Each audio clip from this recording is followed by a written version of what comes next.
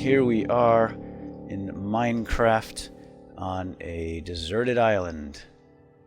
There's a few things we need to do in order to survive the night. Because what's going to happen is that sun is going to rise and then it's going to fall. And when it falls, that's when darkness descends on us, and that's when the bad things come out of the dark at night and hunt me down and try to eat me.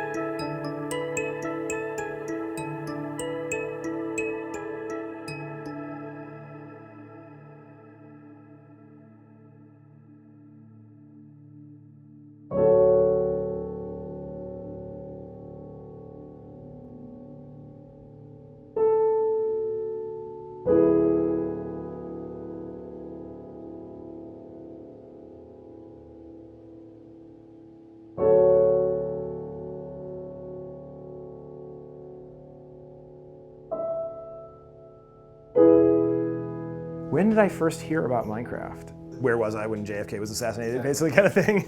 Like, your awareness of Minecraft did not come from a magazine cover. It's like you hear it a couple times in the hallways and like, what was that? It accelerated so quickly, obviously, that it's hard to recall that starting point, because after that, obviously, it caught like wildfire. It's a very unique success story, really. In the past, 5 to 10 years, there's been some brilliant moments in gaming, and Minecraft is definitely one of them.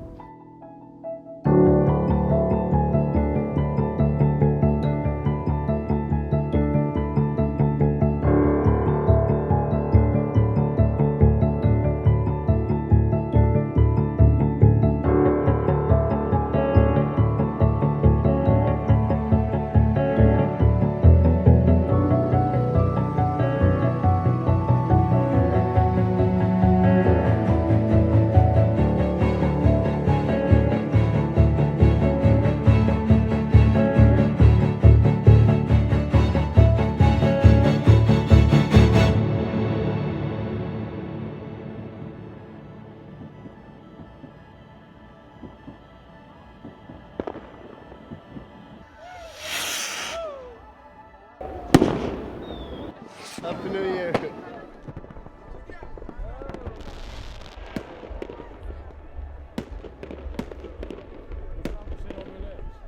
Everything's sort of happening at once. You have this very clear starting point. Yeah, and I took like a week off during the Christmas and New Year's, and it was just like almost emotional, like kind of weird, like, oh, okay, all this has happened. I haven't really relaxed until now, and then when I came back to the office, it felt really good. And just first thing I did was work like 12 hours.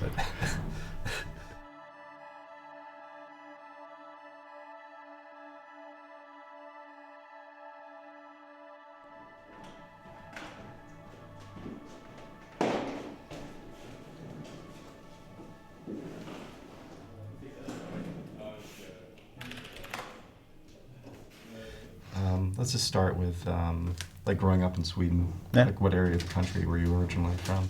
Well, the first 7 years of my life I lived out in the countryside in a place called Edsbyn. Mm-hmm. It's like a bit north in the country.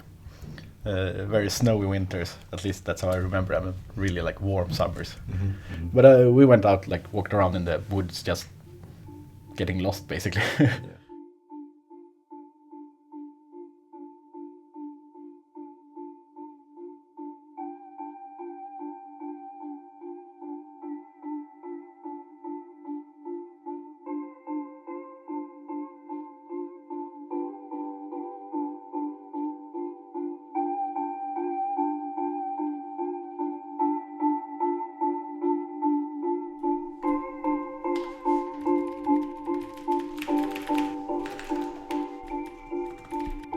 And I did that and programming was basically my two hobbies. No, I've been programming since I was 8 or something. Mm-hmm. I kind of always knew that I wanted to make games, and I said so in school to my career counselor thing, and she said, "Oh well, that's probably not going to happen." Mm-hmm. Yeah. That's what he likes to do. You know, but he always made games. You know, I always found it interesting to like try out his games, and like, I was like, yeah, you're a genius.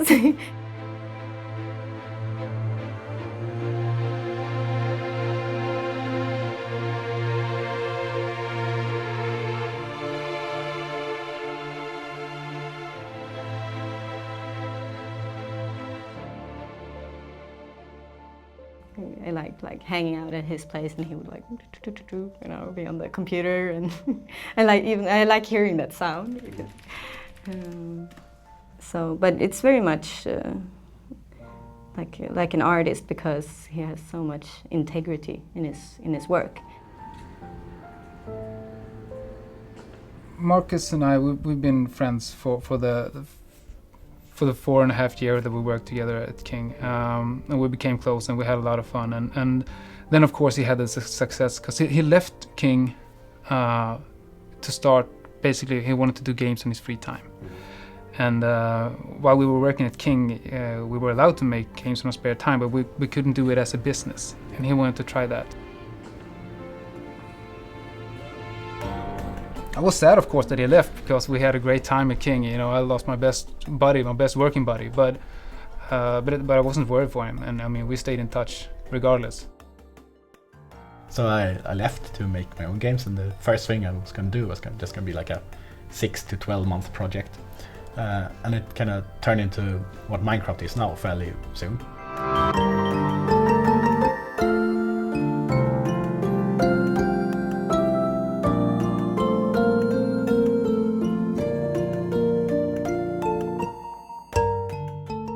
But in the beginning, it was so basic. You can place blocks on other boxes or blocks. So it's so yeah. I got to be there and look at it from the start. Of course, in the beginning, the world was more limited. You had the edges. You would fall off. I don't think anybody could predict the success of Minecraft from looking at it back then.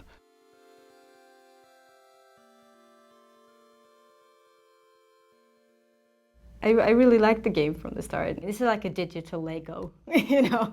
You have blocks, you can build things, and people are like, oh, this doesn't sound so fun. You know, it's hard to explain. I usually say, okay, but it's about surviving as well. You have monsters, you have to fight, you have to build your house and collect stuff to be able to survive. So it's a bit like being stuck on a desert island, like figure out what to do.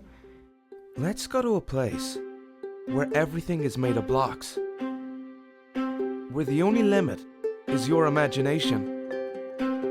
Let's go wherever you want to go. Climb the tallest mountains. Venture down to the darkest caves. Build anything you want. Day or night, rain or shine. Because this is the most significant sandbox you'll ever set foot in. But yeah, I usually tell people, well, you have to try play it in a way you won't understand.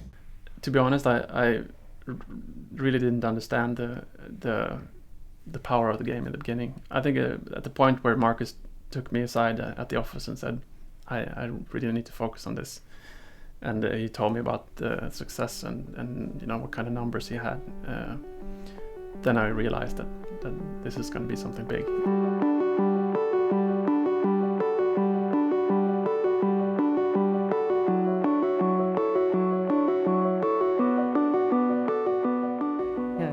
First it was 40 sales per day, and it's like 10,000 sales a day, you know. I don't remember the date, but when I had 1 million Swedish crowns in the account was definitely one of the bigger like milestones. And I got like a printout of the receipt, showed Elin, jokingly said, well, they say the first million is the most difficult. Like I didn't expect to make another million. I did. Yeah. You know, it's been like this process of constantly like being amazed. Then like early this year it got like a big popularity spike, and then I decided that I probably need to start a company here because I can't keep up with like the demand on the game. I called Jacob and just told him, just quit your job. We're starting a company. With the success of Minecraft, we get the chance to actually do something like this. I'm not going to turn that down.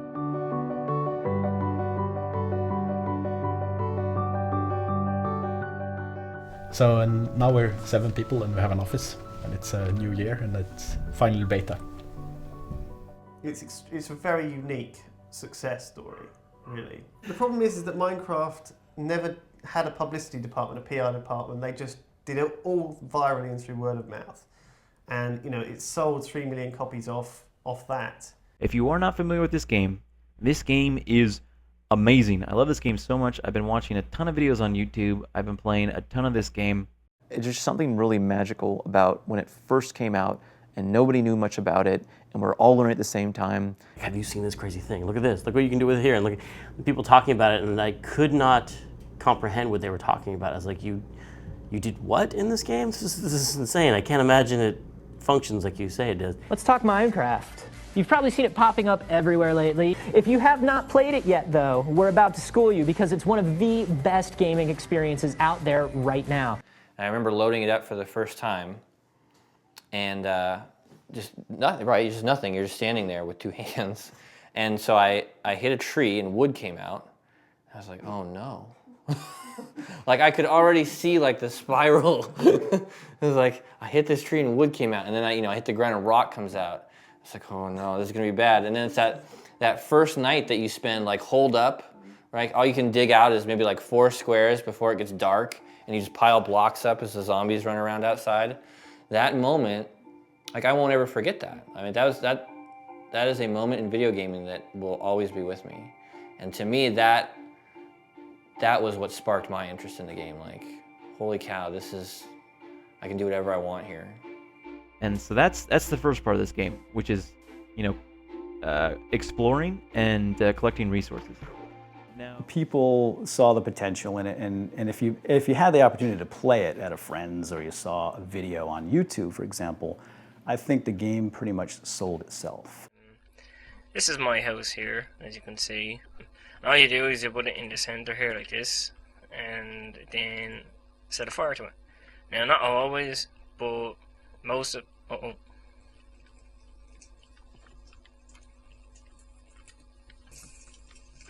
Sorry guys, this is not supposed to happen. Crap. Oh, no way. Yeah. You have got to be kidding me. You know, a lot of people that saw those videos were instantly in love with the game too, just by watching someone else play. Okay, it is time I go exploring. Where should I go? I'm going to climb to the top of this, and I'm going to see what is up. I'm joining Stu, and we're in the Minecraft multiplayer. We're exploring the cave here. Whoa! Jesus, that scared the crap out of me! Oh my god, oh my god, oh my god! Pull this switch here, and the flood starts. Plop, plop, plop, plop, plop goes the wheat. Plop, plop, plop, plop, plop, plop, plop, plop. Moves its way down here until it gets to the very end and drops into my collection tray. Oh shit, oh shit, oh shit, holy shit, bro. Oh, dude, you're so lag. Yes! No, I blame it on lag. Damn it. You guys take cover. They're firing arrows at us. Diamond! Yes! Oh! Oh my god, there's more. Yes. Oh my god, 7 diamond from 1. What's wrong? Oh, what's nothing? It's a skeleton. I'll kill it for you. I killed it! Yay! No, no, no, no. What's wrong? You're jumping into lava! What do you mean? You're being so bad at Minecraft. You're in lava.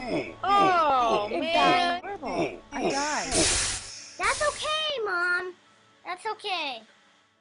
And you know, this game had a really special community around it. I think that's a fascinating story that, you know, before the magazines and the TV shows were covering it, there was a whole community that was loving this game and supporting it, and it was really self-sufficient at that point. So that could have existed sort of in its own little bubble, but then the world found out about Minecraft. All right, what are you? Creeper. A creeper?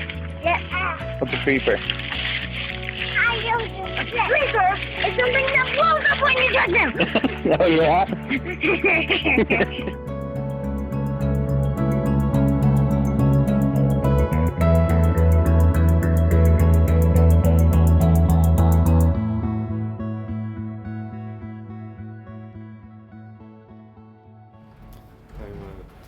Sure.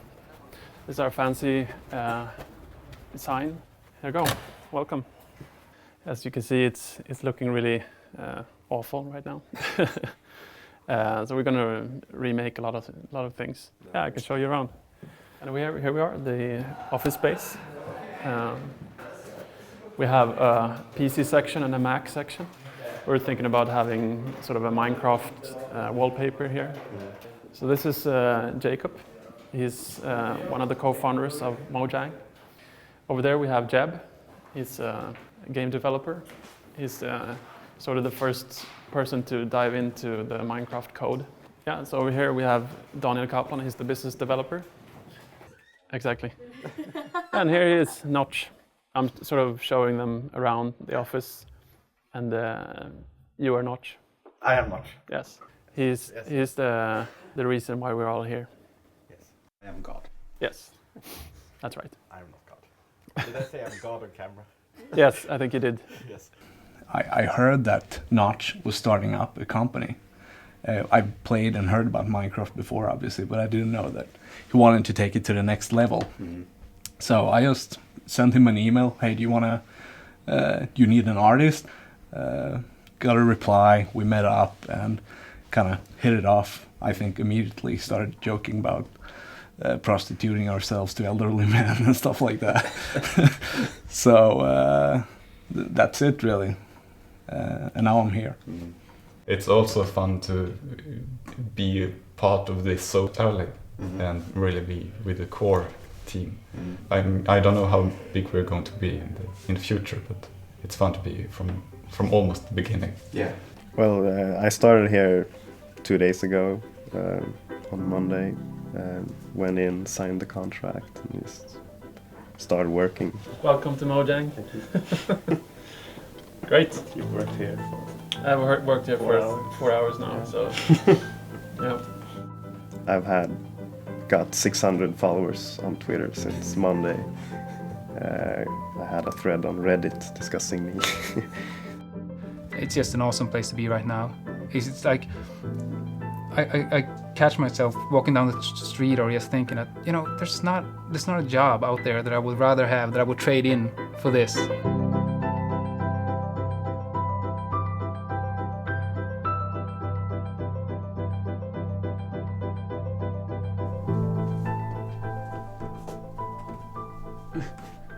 I hope he doesn't miss us and hit the other guy. Punch his pal in the face and they're all gonna fall at that. This is exciting. Are you gonna hit it from the other side now? Yes. Here we go. Whoa! Yay! So it feels really good, and it's very interesting what's going to happen. We're going to have like a strategy meeting day thing, trying to work out what we're actually going to do. Let's do that again. Can we do that again? That's awfully bouncy. Yeah. We have to decide what actually like the full version of the game is. That's kind of the first step, I guess. Then the next step is to do that. Minecraft's a very dynamic game, and it's because it's still in development at the moment. That means that it's continually being updated with new stuff, and things are changing. Back in like the 80s and the 90s, when you would get a game on PC, or much more often when you would get a game on console, when you got the game, that was it. The game was done. The game wasn't going to change. And we've seen that change bit by bit, and certainly it's happened more on PC, where people can patch and update games. But I think none of that prepared anybody for how malleable and evolving Minecraft was going to be. I mean, to the point that you could buy the game ultimately more than a year before it was actually going to be finished, and play the game as the creators were updating the game. And then slowly but surely it kind of, built attention and anticipation about where it was going to go. So this is just like the major headlines of things we should have now. Yeah, I think it's a bit like, it's a weird way of making a game. You just put it out and kind of keep working on it as you're making it, so it's kind of hard to say, is it released or is it not released? I try to make sure it's like, yeah, this is not the game, I'm just working on it and you can play it while I'm making it. Kind of, hopefully. Should we go out with any dates, or should we just say this will be released when it's done? Or should we like try to put up a date and try to build hype? I think date and hype. I'm also that. Yeah. I think there's a difference between this and many other games in that Minecraft has so many so many users and so many players already. And as we develop these things, we're not gonna develop in a lump and just put them all overnight and say, okay, play this game now. Now it's done. No. It's gonna come, every other week or so. It's gonna be a small update or a small change. So, can we really live up to a hype? This is finally the finished product, and I say, yeah, but it's the same product as last week. And I think it's a bit intimidating. I felt much more just confident, just going day to day and just doing things as it went. I don't think that works though if you have a company. I'm a bit like, I don't really know what Minecraft Final will be yet, but I think we kind of got some kind of rough estimate, I think. The new roadmap. Yes. We probably missed a bunch of things. But I think this is a good basis.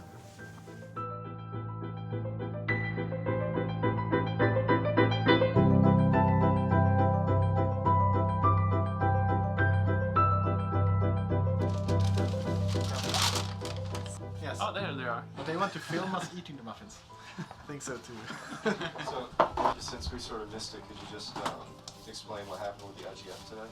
Yeah, they announced the IGF finalists, and Minecraft got in 3 categories. This was the main prize, technical excellence, and design. Design, yes. Yeah. So the main one, the grand one, technical and design, which is really cool.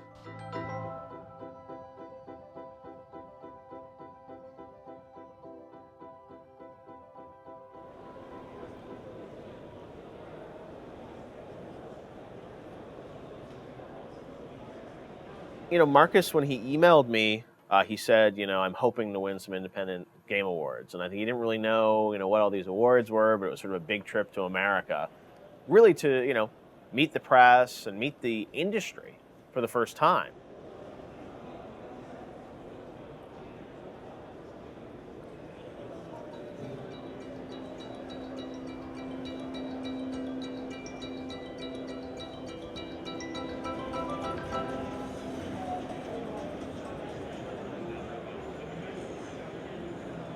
And yeah, I think everyone then was starting to realize that Minecraft wasn't some fluke.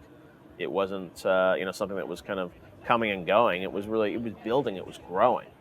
And that's what was great about it, is this virus was starting to spread. Hey, nice heads.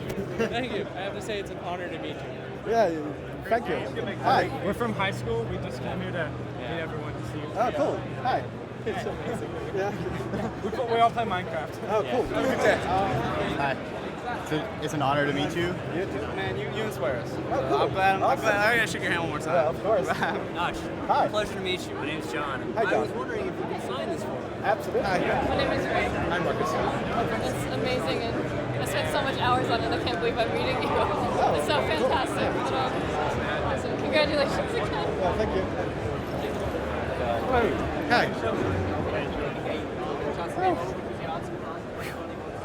Hello. Hur var det? Lådorna gick fort, hörde jag. And it's fascinating to me to see that happen and, see someone like him show up at GDC not knowing what to expect, and then just have this constant deluge of people coming up to him saying, I love the game. That's when I think it probably really hit him that, Minecraft had grown into something that people just weren't playing. It was something that people were loving. Should we go? Yeah. Going back to what we talked earlier about, I told you that my daughter likes Minecraft. I met Shigeru Miyamoto 2 years ago, and he said, I'm going to meet the creator of Mario, yeah, whatever. Now I told her I was going to meet you. She said, oh. Yeah. How many new friends have you made since you became successful? How many relatives have come out of the woodwork? How many lost cousins? I probably shouldn't answer that.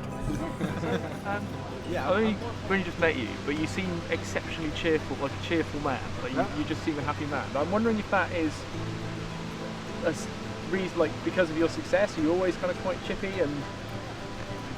I've known him for a long time. Yeah. No, he's a total drag. No, he's not.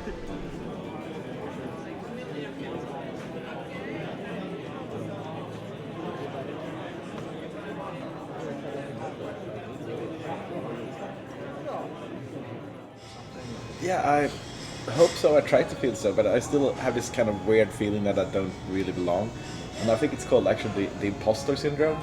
This is like an actual term for it. You feel like you're just faking it. And I think it's gone too fast or something, so I don't really feel like... But yeah, I'm slowly trying to realize that people actually do like the game, which is kind of a weird thing to say. But when you're just sitting in front of your computer, you just see the numbers. It's not the same thing as actually meeting the people. Do you feel like you'll need to do a couple more games to really feel confident in your own ability? Yeah, I think so. It's kind of weird. It's when I kind of grew up, like famous people to me, like John Carmack and stuff, were not really like actual people. They were like forces of nature almost that just did awesome things. And now people tell me, like, not everyone, but some people say, like, yeah, you're the Carmack of this generation.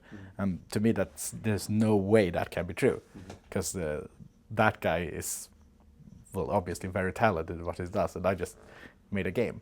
And I kind of realized that, like, on the surface it sounds like the same thing. He made a game, I made a game, but it doesn't really feel like it's the same thing.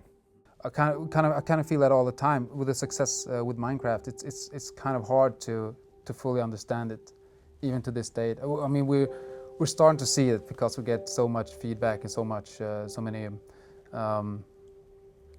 questions from big companies and people want to do business with us and stuff. So we start to grasp that. I'm constantly thinking that maybe this is just a really fragile thing. That we have this attention now, but we have no idea where we're going to be in 1 year. I mean, on one hand, it would be kind of cool to have this kind of run, then kind of slide into obscurity again and be like nobody and just do my own thing again. I think everyone feels a bit like that, more or less, and maybe some people don't even know how to express that feeling. But you know, he's very aware of his own feelings. So I think it's just that he knows how to express that, because I can recognize that from when you start a new job or people say you're good and this or that, and you're like, oh, they don't know, I'm really just been lucky or this or that, I think that's just human.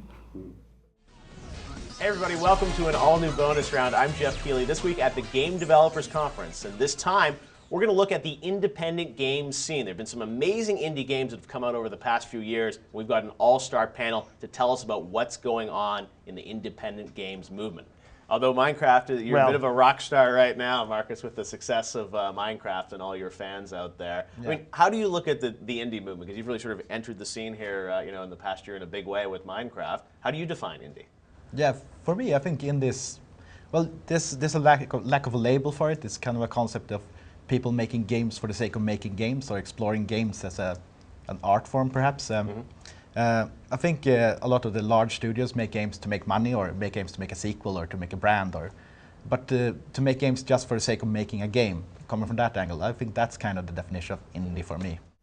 So here, we're going to get a little philosophical, because in my opinion, games have the potential to be what I call the preeminent art form of the 21st century, sort of in the way that film was in some sense the preeminent art form of the 20th century. I figure we're about where film was in 1905. Whereas you think about it, in 1896, they first filmed Fred Ott sneezing and oh my gosh, there's a guy sneezing, I can play it back, But it was a long time between then and Birth of a Nation in 1915 or 1917, where it's kind of the first quote-unquote modern film where hey, they didn't realize early on that you could film a movie in a different sequence than you showed it. The concept of editing was they had to figure that out. They couldn't move the camera. They didn't know you could move the camera, all of these things. And so I feel like we're really, really early in games, but I think they have the potential. I mean, the way people interact with art and entertainment, whether it's music or film or literature or any of these things, is primarily at an emotional level. The emotions that we support as games is basically power fantasy right now, whereas if I asked you to make a game about two people falling in love, you'd be like, I have no idea how. There's just no way to approach that problem. We just don't have any idea. And I think you see this in Minecraft, which is the thing everybody mentions, the UGC component of it. But then the gameplay that everyone talks about is just surviving the first night. That's the magical thing that people talk about, and that is a very human scale thing. You're not saving the world. You're just trying not to die. Oh yeah. All right, good stuff. Got it. All right, thanks guys. You happy with it? Yeah, it was good. Awesome. What'd you guys think? Yeah. Ladies and gentlemen,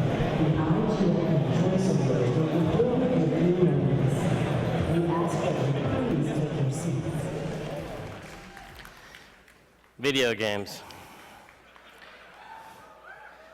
Video game award shows. Which came first?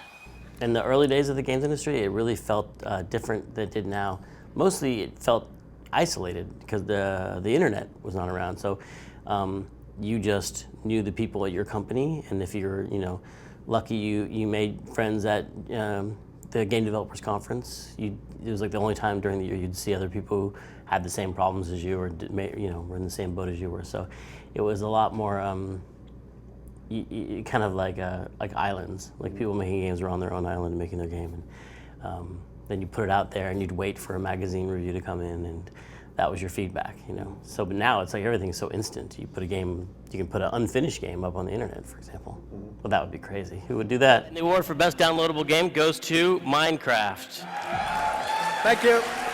And the innovation award goes to Minecraft.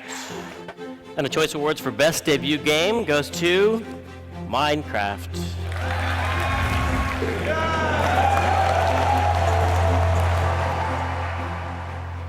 Yeah, GDC. God, I didn't expect us to win in anything. I didn't dare even hoping it. I was just, well, I kind of had this I hope we win at least something, or I'm gonna cry.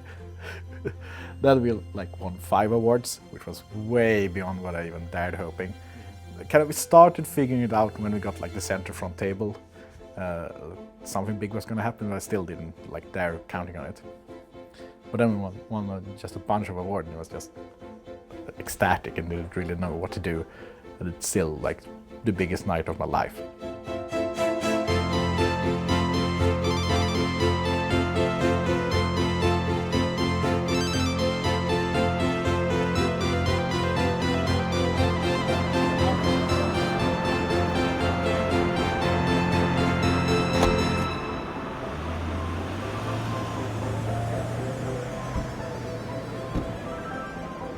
Please join me in honoring Creative Director of Microsoft Game Studios Europe and co-founder of both Bullfrog Productions and Lionhead Studios, Peter Molyneux. I never believed, never in my wildest dreams did I believe that I'd be standing out here and getting a Lifetime Achievement Award. The very moment I first saw Minecraft, the very second I first saw it, it was like, the world changed for me a little bit. What I did, immediately I went round to everyone and said, you've got to go and play Minecraft, you've got to look at this game. And a lot of people, a lot of my colleagues, Lionhead and Microsoft, and they looked at it, and some people looked at it and said, this is ridiculous, where's the tutorial, where's the challenges, where's the, there's this list of game must-haves. And Minecraft broke every single one of those formulas. It is in a way a social Lego, when Lego used to be a creative toy, which I don't think it is so much anymore because it's much more prescriptive. It's really interesting how Lego at the moment is like traditional games design. It's buy the box, open the box, turn to the instruction sheet, make the model, stick it on the shelf, buy the next box. That's exactly like traditional game design. Buy the game, go through the challenges, finish the challenges, stick it on the shelf, buy the next game. Where Lego used to be just a big box of bricks, and you used to take the bricks, pour them on the carpet, and then make stuff. And that's exactly what Minecraft is. There was no instruction booklet, but that's really what this points to, is just how conventional game studios, how complacent they were with the games that they were making. And this industry desperately needs things like Minecraft to come along and say, slap us around the face and say, hang on a second, all those things that you thought were absolutely certain in your life, they're not certain anymore.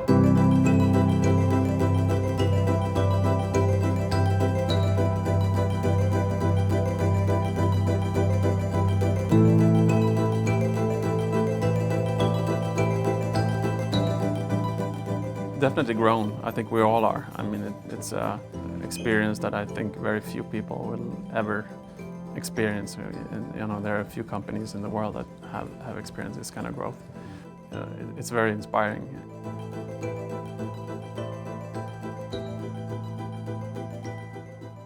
So we kind of tried to figure out exactly what we're gonna do with the company now.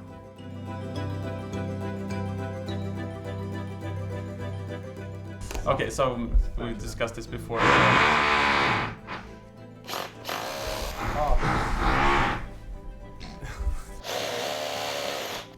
I think as soon as I sometimes find it hard to concentrate. I don't think we have the grand master plan of World Domination. This seems fun now. Let's go for it. And I think that's great.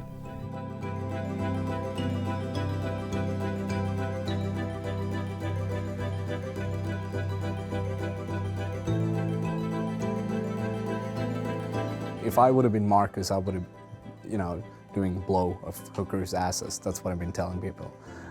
But seeing how he still remains so humble and sort of grounded in reality, that's extremely reassuring for someone like me,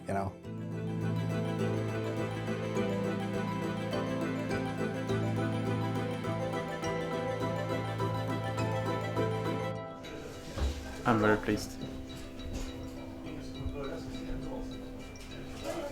Good.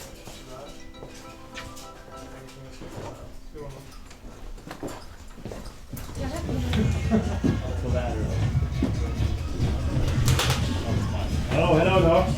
Hello. My name is Marcus. I'm really rich. I'm gonna ruin this shot by looking into the camera.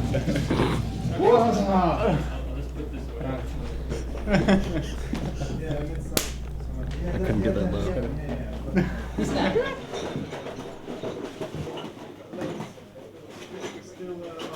We had a great party on Thursday, celebrating 2 million. Do you want to sum it up? I was just gonna ask if it was good because I don't remember it. Ah, okay. Yeah. Anyone else remember? Cocaine's one hell of a drug.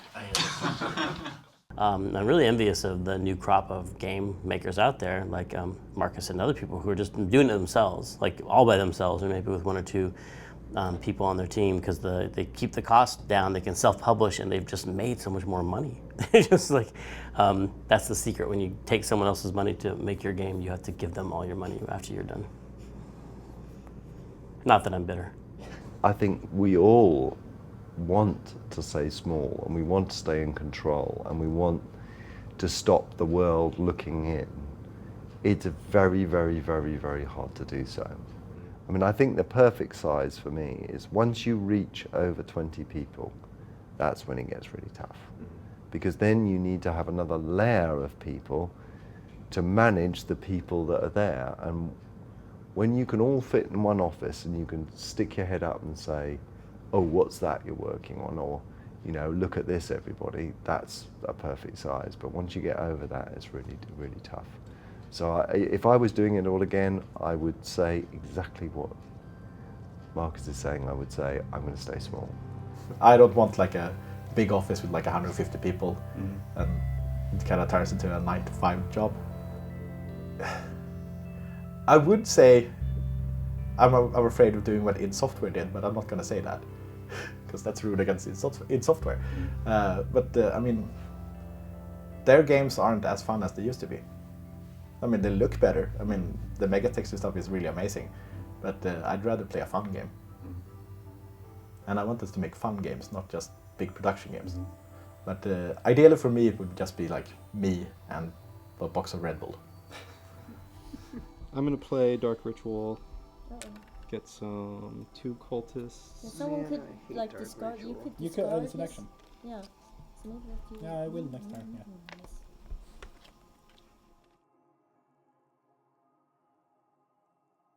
What's the next big event coming up, E3? Yeah. We have the E3, which is basically not for indie game developers at all.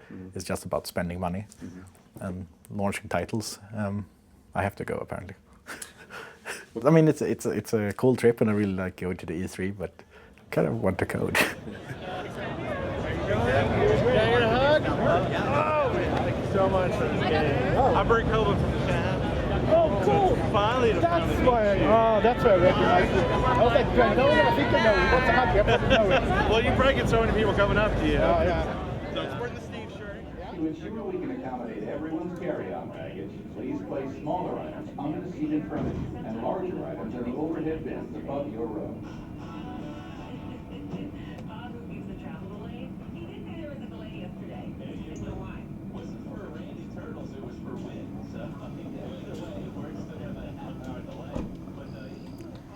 Yeah, we started the podcast in 2010, in October 2010.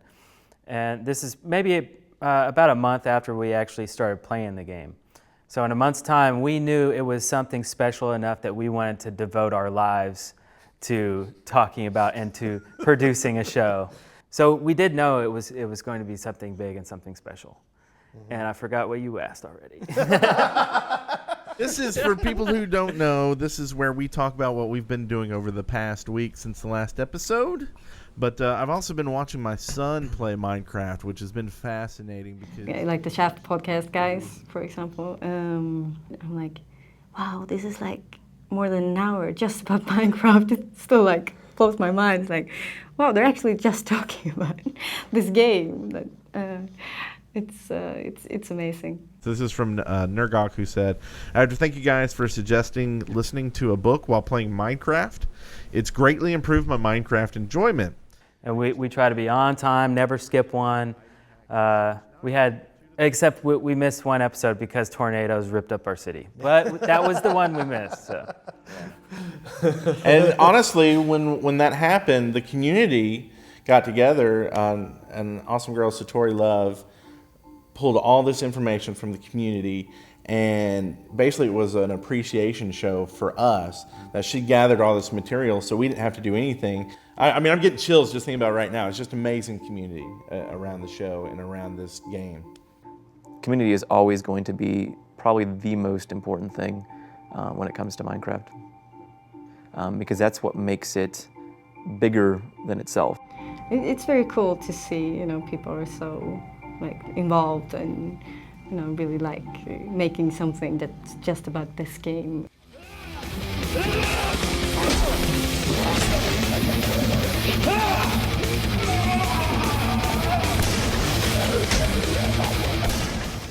I do think that there is something to be said for the fact that so many people are excited about the game and they are excited to share their excitement with other people. And I do think there's a synergy from that. I've never seen anything like this. It has so much universal appeal over so many different kinds of people. I've never seen anything like it.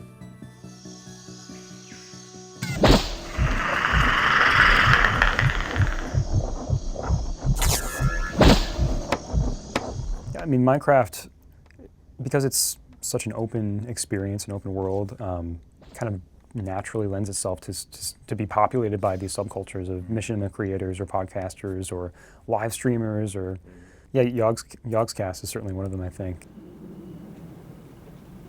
We met because we both were in the same World of Warcraft guild. So we met in a thoroughly nerdy way and ended up doing a thoroughly nerdy job, which is effectively playing Minecraft. That's our job, isn't it? Well, it's not just video production, but basically we do get paid to play Minecraft. Dude, there's something up there in that cave. Is there? Yeah, it's a green thing, look, bouncing. Oh, Christ almighty, it's a creeper. It's gone. Yeah, those are very, very gone, bad. Simon. They follow you and they explode. Don't go towards it. It'll see you. We don't script anything, we just play the game and record it and put it on YouTube. So a lot of people watch it. Good morning. So we hit 1 million subscribers this morning. I'm gonna go and wake Simon up with one of these. Morning, Simon. I got you a coffee. You alright? But it doesn't pay, super well. You only get sort of 0.0001 cent per view, but because we have 1 million views on a video, that actually ends up adding up to enough. So it is a big audience of people, and I think we probably do it a bit better than most, which is why we're just kind of above. But we're still modest. It's kind of like a journey for me, playing Minecraft and watching how it's changed over the months and months, and and thinking, you know, in a few months' time, how different is it going to be? And I guess it is kind of nice to have almost feel like you're a part of that because you've experienced that as a gamer. Since you're in debug mode, you can just change the code and just instantly changes, which is very, very efficient. Yeah, I could do anything. You can make arrows explode when they hit the ground instead. Arrow in ground. There we go. Best ink my head.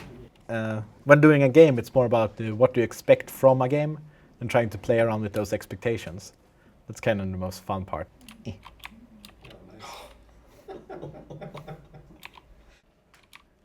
Let's give it a bigger explosion. There we go.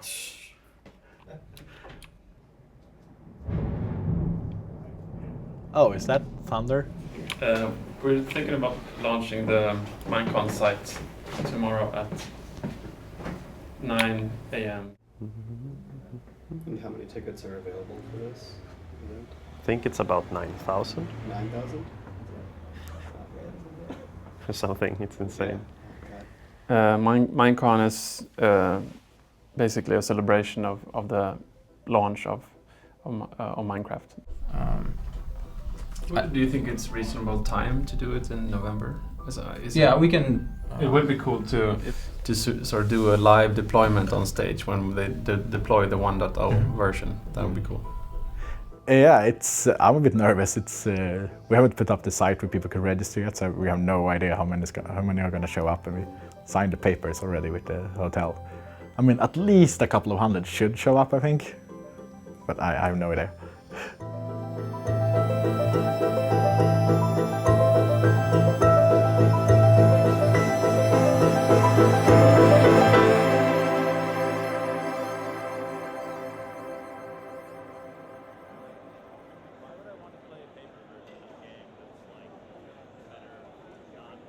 It is a collaborative medium.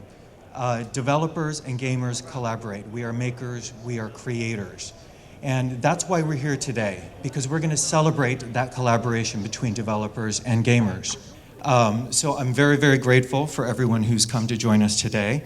And I think it is particularly fitting that our first presenter today is Mojang, because it's hard to imagine a game like Minecraft, that would flourish because it breaks so many conventions and basically hands the creative keys over to the gamers. And that is truly revolutionary. And so I am very, very pleased to introduce Marcus Notch Passion and Lydia Winters, who are going to show you the Minecraft Adventure Update. Please welcome them.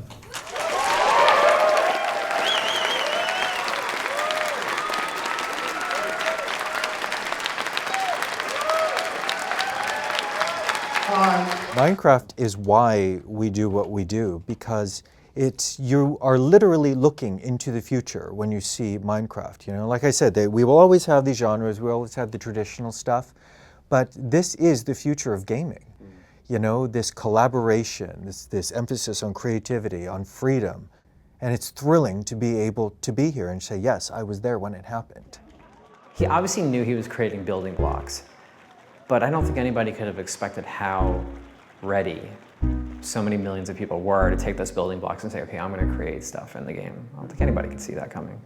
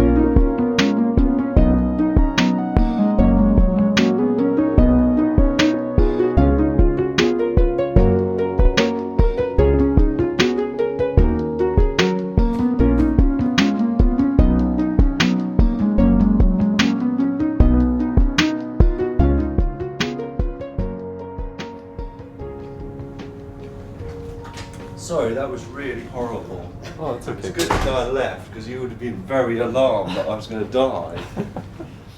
The fact in God games you kind of own the world isn't as important as owning your own house. And that, you know, that idea of building and creating and almost modding as part of the game experience is why it's far better than a God game and a game that I've done. For sure. No, for sure. It's just fact. It's fact. Because of Minecraft, I think it has changed my view of what I do on a day-to-day basis.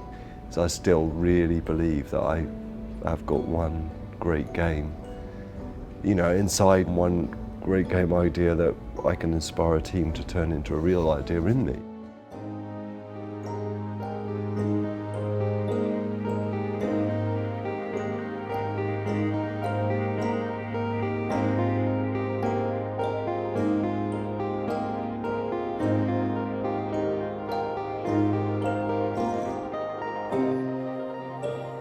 Well, everyone in the studio is huge fans of Minecraft. Oh, cool.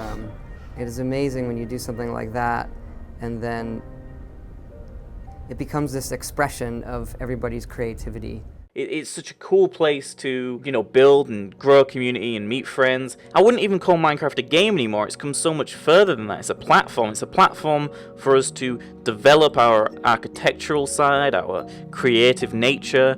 It lets us be ourselves, communicate with people, and create things that we maybe didn't think we ever could, but now we can.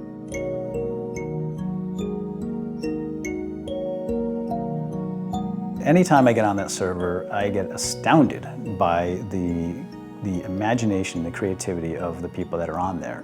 And my jaw just hits the ground. I just can't believe what the people, A, have the design sense to accomplish. Just, I can't do it. I don't know if it's just me, but I'm looking at this stuff and I'm like, wow. And I'll tell them, I'll say, this is fabulous, this is fantastic. How do you do this?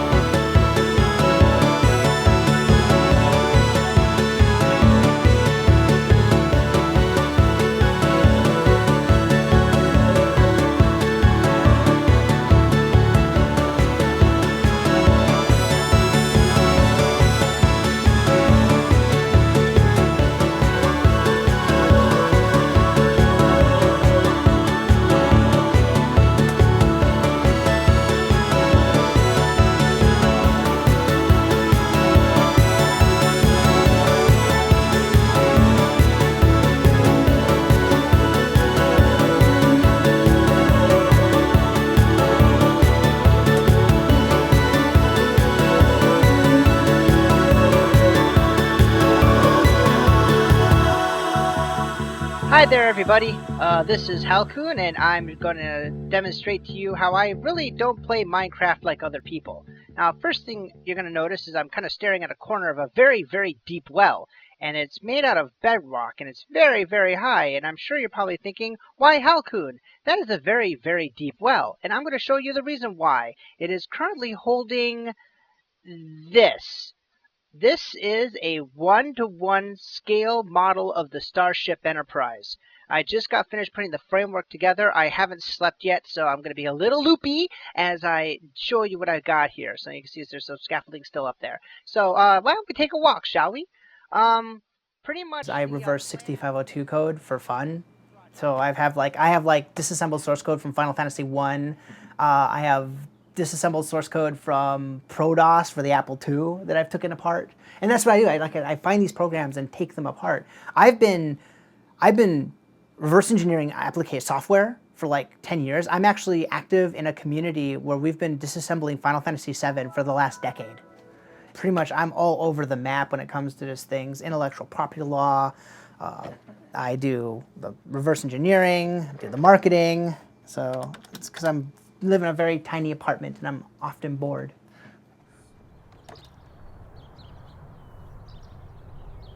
Let me see if I can find my enterprise. So we're sitting at 8,984,531, and I need to update these badly. What are some of the comments here that we got? Nerd, I need a girlfriend, what a geek, the Virgin Diaries, because evidently I'm a virgin too.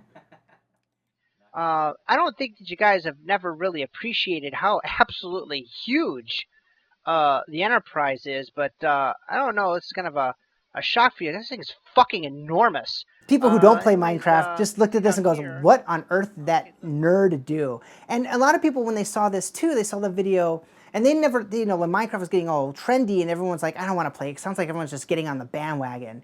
And I remember when someone saw my video and they posted underneath it, okay, I get it.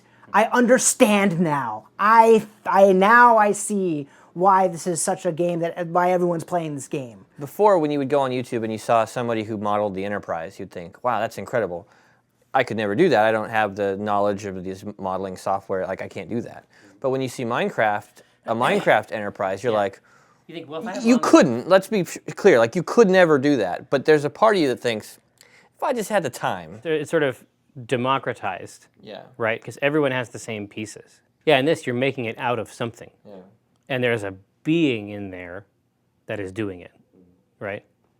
So it's much easier, I think, to map yourself to that. This is Voyager. There's the Enterprise E. There is the Klingon Bird of Prey. So we can make these ships, take these blocks and put them in this world where we can build our ships with these blocks, and then, you know, wire them up, give them life and see what happens. But if you have something, take it and try going in a completely different direction. You know, take the seeds of it and then see what else you can do. I don't want to see bigger and better. I want to see this way or that way. Hey guys, I just want to show you a project I've been working on in Minecraft. It's up here, or at least a good view of it is. This is an arithmetic logic unit. And an ALU is found in every processor because it does math. When the Minecraft Enterprise came out, the computer came out at about that same time. It is 16 bits, and somewhat slow and big and unwieldy. But it's implemented in a video game. What do you want? I have it set up hopefully so that when I add registers and RAM, probably not very much RAM, and a program counter, it'll be a legit computer.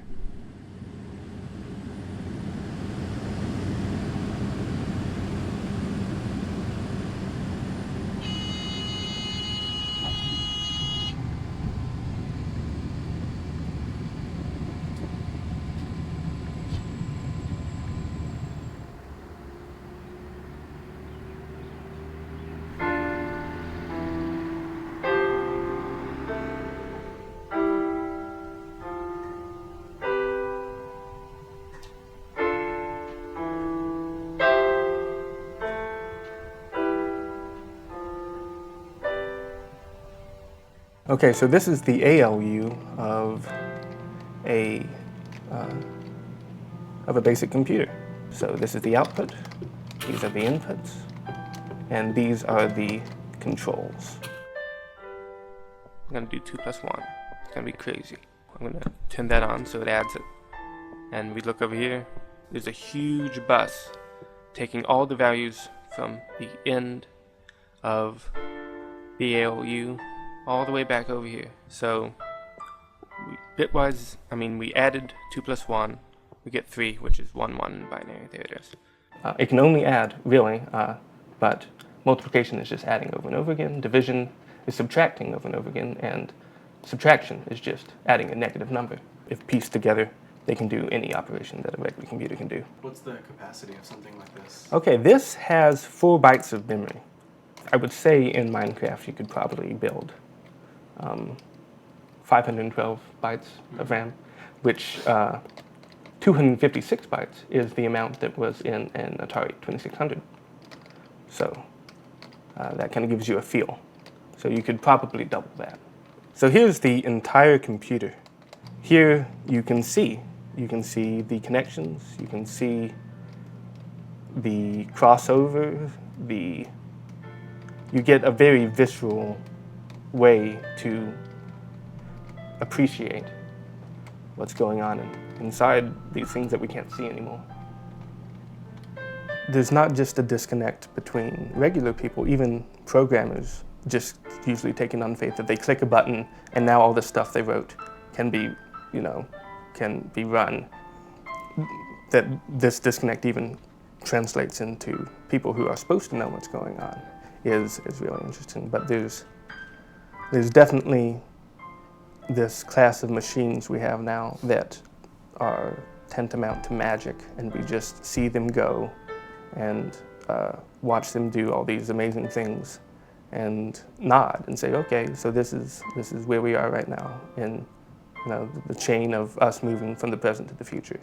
And now there's going to be even cooler things. And that's just kind of where it stops. And you don't say, okay, how does this work? What are we really doing?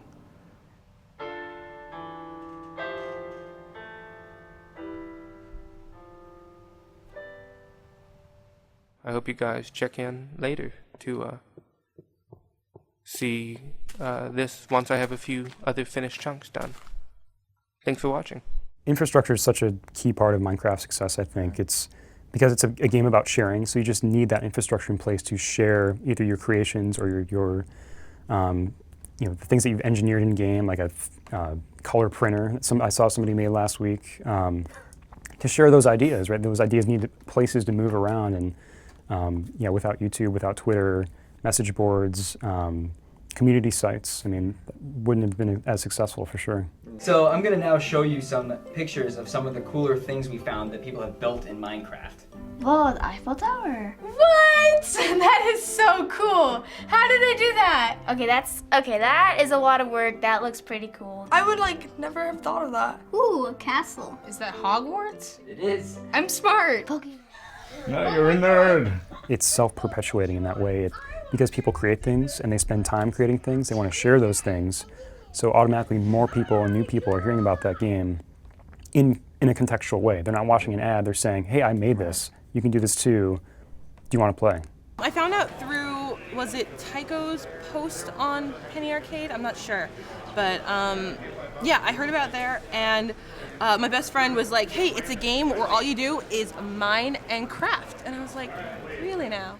I definitely wanted to spread the word too, Yeah, there was an evangelical sort of. It was at the very beginning of the big takeoff wave of the game, right? Yeah. And so there wasn't a lot of material out there about what it was like to actually play it.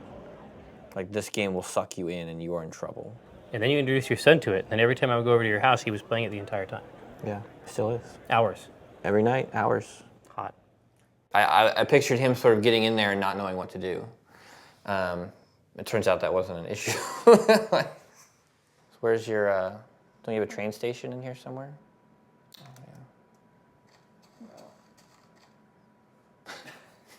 yeah. It's like... Oh, wow, that's cool. I saw the one that they had a bunch of music blocks and it played the song from Portal.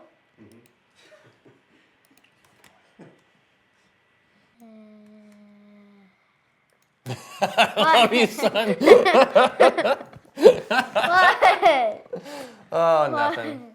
It's interesting because, especially as a parent, you think, boy, I really need to, limit. You just hear you have to limit his time. You have to limit their time in video games. You don't really know why, and I think that's just ridiculous now because, what is a video game anymore?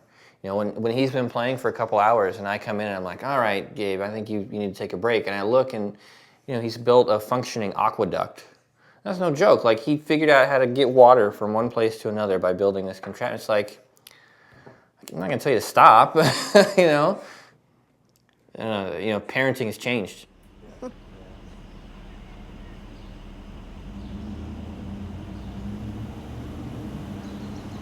We have these nice people. They're from a real film company making a real movie about Minecraft. And they're just going to be watching what we do. We're going to be doing what we normally do. We're going to be playing Minecraft. I'm going to have activities for you. You guys are going to get to do your own things. But really just, we're going to be ourselves today. Kyle, yes? I have always been a gamer. You know, I still remember the day my cousin brought over a Pong machine, and that was sort of like a life-changing moment, and I kind of grew up with computer games in my life. Right now I'm teaching our lower school technology classes, so I'm mostly working with 1st and 2nd grade. And I'm a big believer that in bringing games into the classroom. I think it gets the kids really excited about being here, being in school, being in my class. Do you like school? Sometimes. Well, what's your favorite? I mean, how do you like the Minecraft stuff? Yeah, computer is my favorite subject. Kids are excited about games. This is where they live, you know. They go home, they play games. That's what they're excited to talk about with their friends. It's this generation. You have a computer or Wii? Or? Yeah, we have a Computer, Wii and an Xbox, Xbox. a PS3. My older brother has a PlayStation. I mean, they're talking about doing well in a class and leveling up. I mean, this is where they live. This is kind of where their mental headspace is. And when I started playing Minecraft this past summer, I just, there was just such amazing amounts of potential that I really knew that I had to try to make it work and find a way to bring this into my classroom. I'm gonna break you guys into groups, and each group is gonna make their own house out of these different materials. Max is off and running, making some tools. Guys, I'll make doors first. In the desert. Oh, I see it. You got it. Where? See the pyramid? Yeah, it's so short. You guys like the game? Yeah. It is really, really fun. Well, like, it's kind of like a free world. It's not like New York City, like with all the traffic and all that. I'm able to dream up these different worlds and different adventures that the kids can have that I think they're going to get something out of, that they're going to have, that's going to have some lasting value for them. Well, Minecraft is basically another version of your life, except it's a magical version. Lots of great teamwork today. And I had a lot of really positive feedback. Our network administrator told me really early on, this is one of the coolest things I've ever seen done in all my years of working in schools. Then the teachers who are not gamers, I guess they would kind of scratch their heads and they'd say, that's nice, Joel. I'm glad you're doing something fun with the kids. But once I would get them in the room for 5 minutes, once they would see just how excited and how engaged the kids were, almost every one of these teachers would walk out of the room a believer that I was really onto something here. Not sure I fully understand.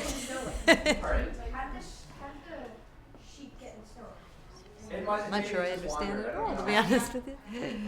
When I first saw this game, I thought, wow, this is really pixely.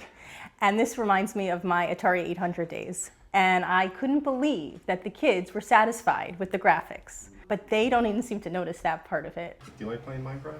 It's awesome. It's so much fun. That's the only part I don't like. Listening to everyone talk about it all the time. The kids come in and you literally have to rip their hands off of the keyboard. You don't like listening to everyone talk about it all the time? It's annoying. And I love to talk about it. You two still manage to get along, even though he talks about Minecraft all the time? No. Yeah. But let's remember there's things that they can do in Minecraft that they can't do in the real world. I mean, I can't drop a bunch of kids in a forest and tell them to build a shelter in real life. And even if it's not quite real life, they're thinking, well, what would I do in this situation? What must it be like to build a castle on top of a mountain and try to fortify it? What must it be like to explore a jungle? What must it be like to farm and raise crops? I mean, these are things they can do in the game. And then if a teacher's able to spend a little time customizing it, setting up these scenarios, the potential is limitless. With the teaching, we're going to go talk to the Minecraft teacher in New York. Okay, yeah. We'll see him teaching the classes and things like that. I mean, is that something you ever expected would come with the game? No. I think his nickname's Notch. Oh yeah, Notch. Nacho, you're a great man. Notch. Nacho? I think the person would be very, like, smart to make Minecraft. I think he likes adventures. I actually look forward to 15 years from now when these kids are well, not my age necessarily, I'm a bit older than that, but when they're grown up, and to have a conversation with someone, it's like, what, you worked on Minecraft? Well, not really, but I sat next to the guy who did. Because just like you're saying, some of the games when you play when you were young, it's just, they stick with you. And it's gonna be that with Minecraft as well. It's gonna be awesome to hear that in 15, 20 years, talking to people. And it's also gonna be very fun to see what Minecraft means at that point. So, yeah, well, I'm very much looking forward to that. It's going to be interesting because they're going to be looking back on it nostalgically in like 10 years from now. Oh, that's a scary thought. Yeah, that means we really need to do it right.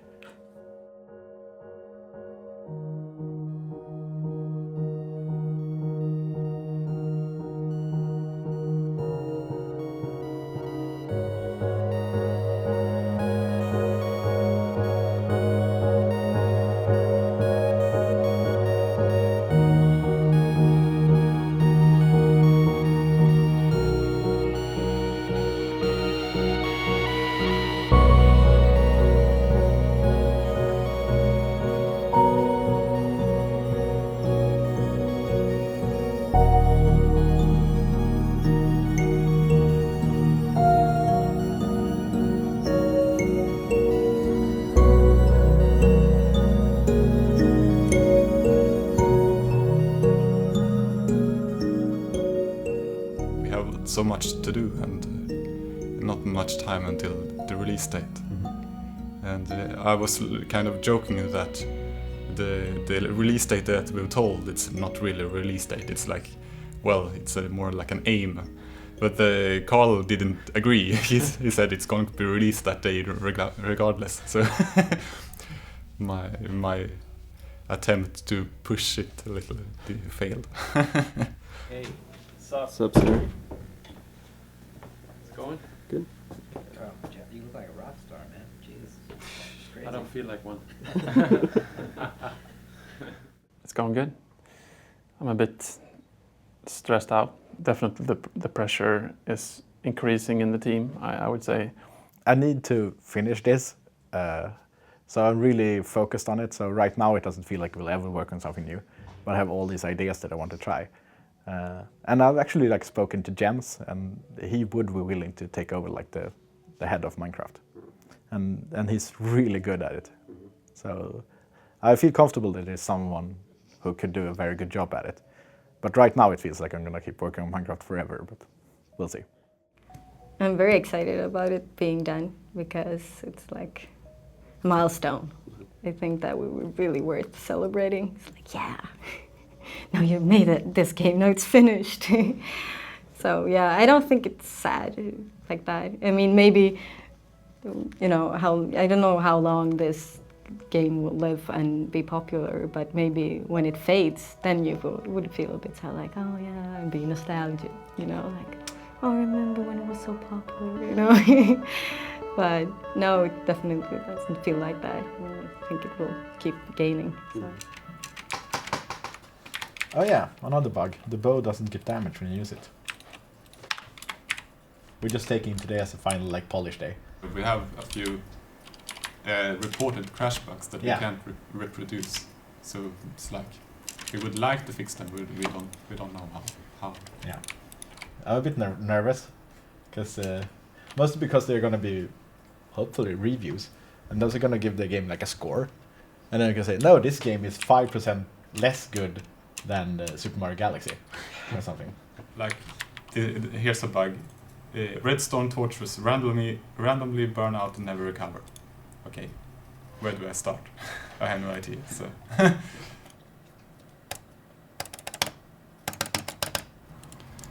Oh, so fun this is. Oh, there we go. No, that's right, correct. Ah, damn it. Ah. I'll mark this as can't reproduce. So you said you just sent the game off? Yeah, I put it on USB sticks, Mhm. and then I sent the final like zip file to Tobias, so you can make the upload script. Now it's, I don't know, 20 minutes past 3, and I have 1.5 days to go until we go to Minecon. So I figured I'd play with Legos.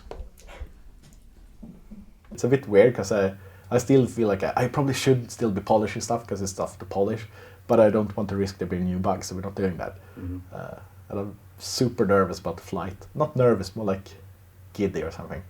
Like I can't wait until the flight goes. See you guys tomorrow. Good. See you then. So I think he just feels that, okay, I can't do anything more now, it's done, and we're going to Vegas. So I think that's why he's giddy, and I started to feel that as well. So probably tomorrow, I'm going to lock down the Scrolls version to tomorrow morning, and then I'm going to just kick back and put my feet up, play some virtual tennis 4, and go out and have a beer with Marcus, and just cool down before the trip to Vegas.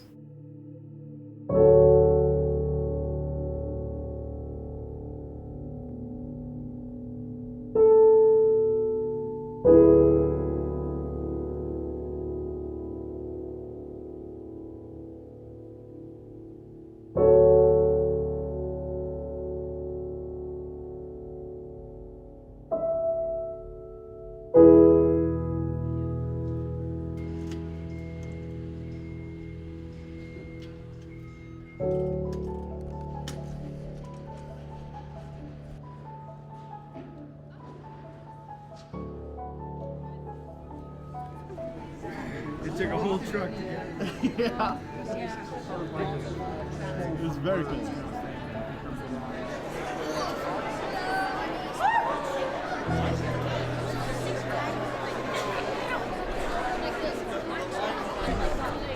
There's been talk about 5,000 people. I don't think there's going to be that many, but who knows?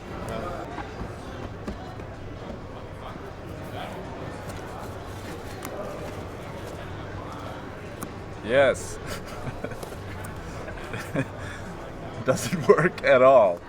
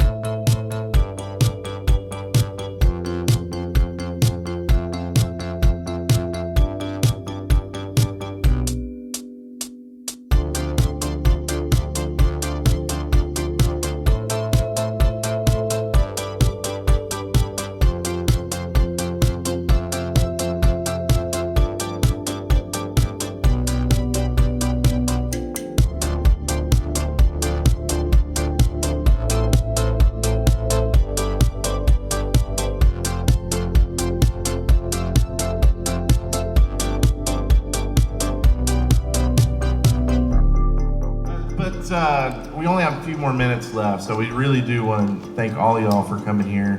This has been the highlight for us of this past year and of what Minecraft has done for all of us.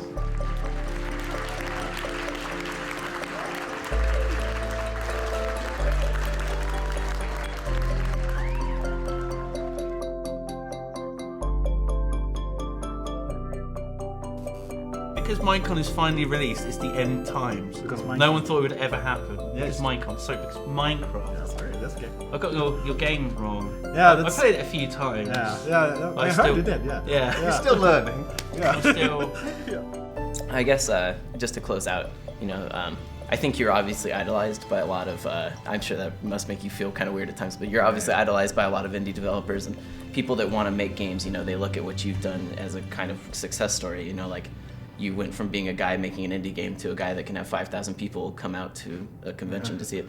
So do you have any words of advice to people out there that are, trying to become, an indie developer? I think the best advice I can give everyone is don't listen to advice. But if you are going to listen to advice, then making sure you actually do something is a good advice. If you just sit around planning something and not doing it, you're not actually going to get anywhere. Cool. Yeah, I think that's a good. Yeah. Cool. We good? Yep. Great. Awesome.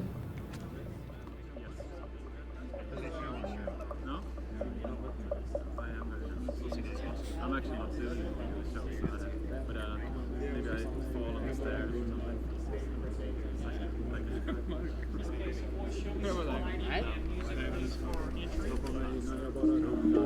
This is how it's gonna look like. What it's gonna look like when people are entering.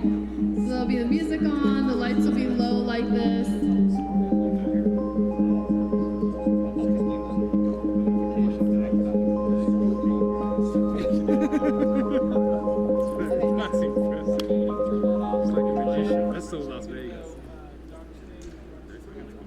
Everything's gonna get dark for the Hat Films video. It's kind of like I said, how I feel the game deserves a 6 or a 7. I do realize it's probably going to get higher scores than that, but I don't really dare hope for that, because to me it's there's so much more that could be done to the game. It's not really finished yet, and I don't think it's ever going to be. Yeah, it sounds like the closing ceremony is starting. Yeah.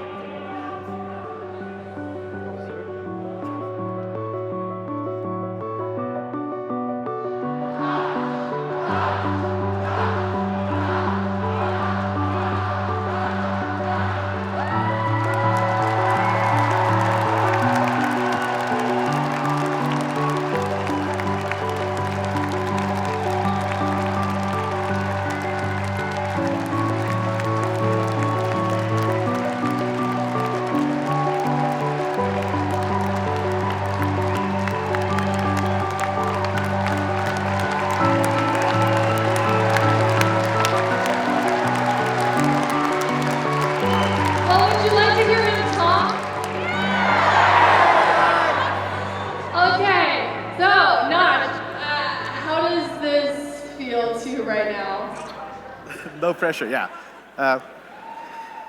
It's very overwhelming. I mean, the reason I started working on Minecraft and kept working on it was because of people playing it.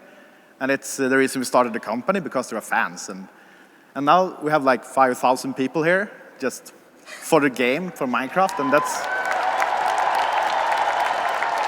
We are so thankful that you guys traveled from all over, literally the world. We have people from all different countries here celebrating with us to be part of the official release. And we are so grateful and absolutely humbled that you would come all this way for this game that this team has been working on. But now, for the moment that you have all been waiting for,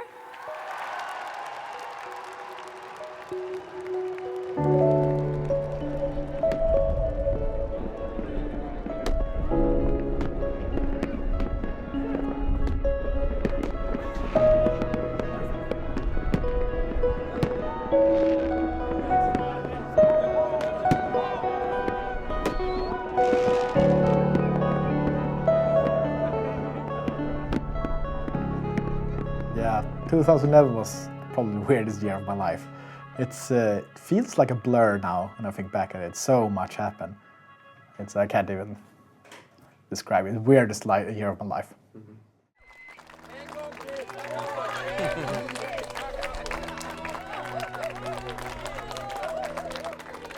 It's really hard, this summing up things, you know, it's because there's so much that has happened. And at the same time trying to work, and then of course manage the family back home, and we had some illness in the family as well. We're trying to balance that, and it was almost too much in 1 year, I have to say. Let me show you around. Watch out. So yeah, right as we enter, this is where sort of everyone will sit and work. A bar will be over there. Next to it will be a pool table. Actually, we'll have the logo on that wall too. The logo, okay. Yeah, the logo on that wall. Cool. Over here is the Marcus and Jacob's room. They'll have their own soundproof room. Be good.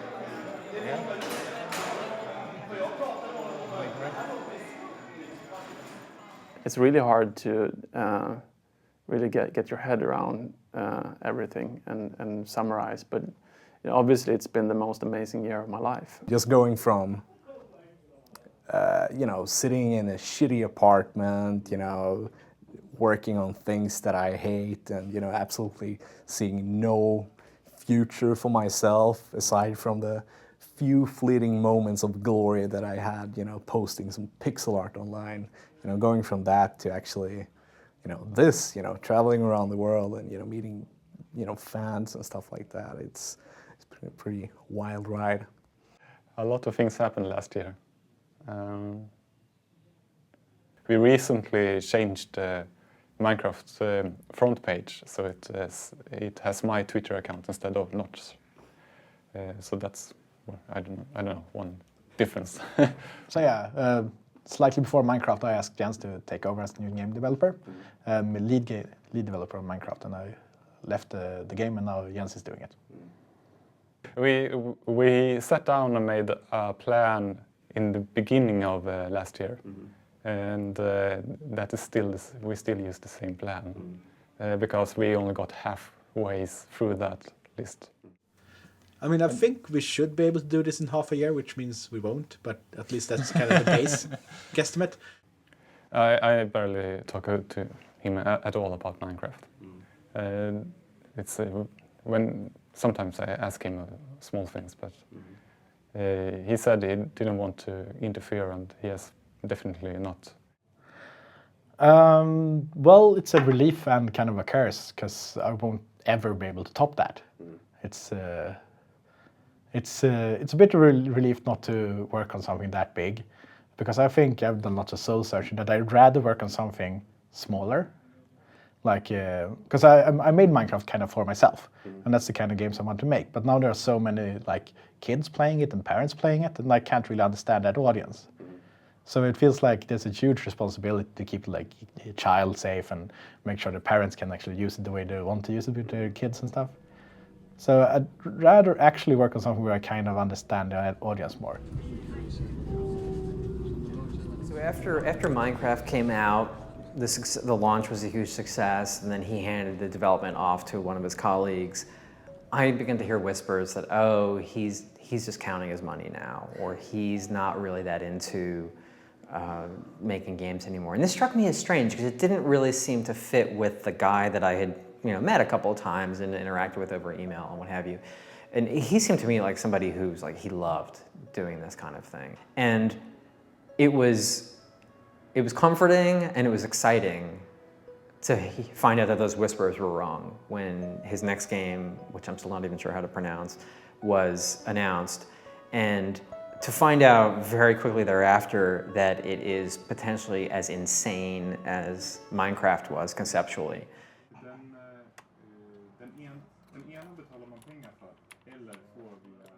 Yeah, I kind of burnt out towards the end of Minecraft and just the pressure of releasing it, and like I realized I was going to move on and all that, and then I started getting really inspired to make games and started doing the space game. And it feels like kind of the beginning of Minecraft. It's kind of this, you don't really know what the game is going to be. It's kind of slightly scary because it could be something completely different from what you thought, and it might not be fun at all. It might be super fun, and so it's very inspiring. I'm pretty sure Bethesda doesn't have a trademark called Tend to Deceive. Damn it, I pronounced it. Damn it! Damn it! I think I could put this out now if I wanted to, but it's not really fun yet. So once it's kind of at the point where I will get lost for an hour instead of developing, then that's probably when I'm gonna release it. I guess I'm kind of afraid of the fans being disappointed with the new game. I mean, it's a space game. It's not like a fantasy chopping game or whatever. Well, the first big challenge, the challenge to success, and the challenge of expectations, and is that when you're the new kid on the block, no one has formed any expectations from you whatsoever, and then when you way exceeded people's expectations, asking someone to do that again is really tough. Usually what happens in a successful situation is that the person, the sophomore slump kind of thing, or like blows it all. I mean, if this was music, they'd blow it on crack and and hookers. But I don't think, and he's getting married, and like it doesn't seem like that kind of guy. But at the same time, like stay focused on the thing you're trying to do, and don't worry about all the kind of what I call weather, right? Like you just can't can't control. It's gonna storm. It's not whatever. Lightning strikes. Sometimes it doesn't. Do all of the variables you can control. And that's the quality of the game.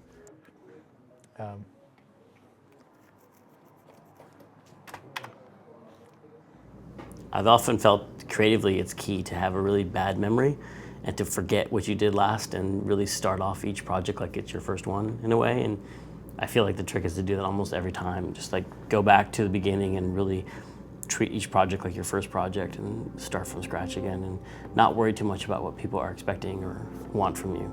But go back to the same place that gave you your first idea. That you didn't get your first idea by listening to some advice from a publisher, or you just you followed what you loved and cared about, and followed your what really inspired you, and that's where your idea came from, and that's what you should do every time.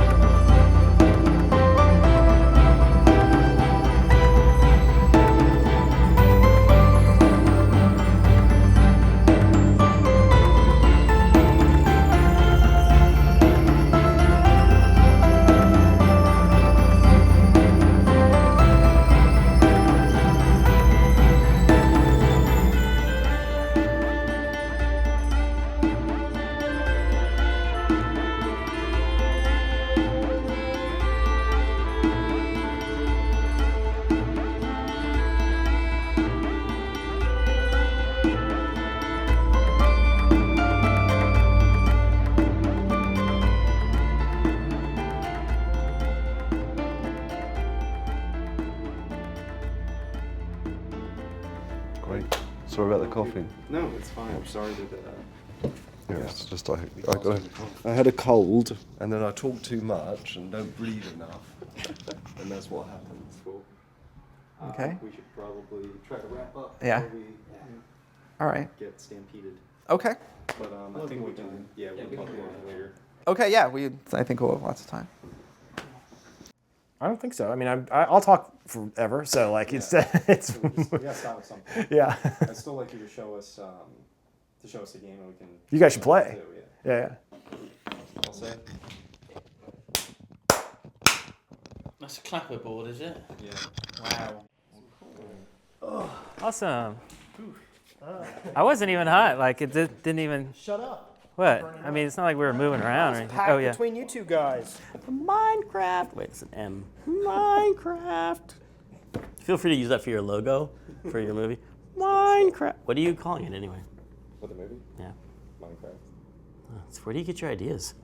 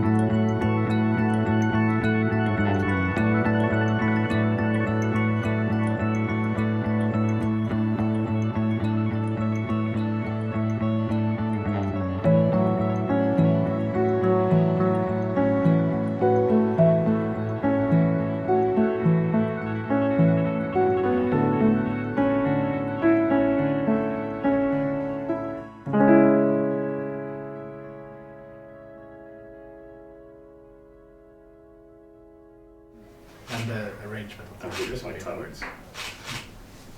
Okay. Get bad with words, that's everyone. There should be enough in there to do something. Okay. Great.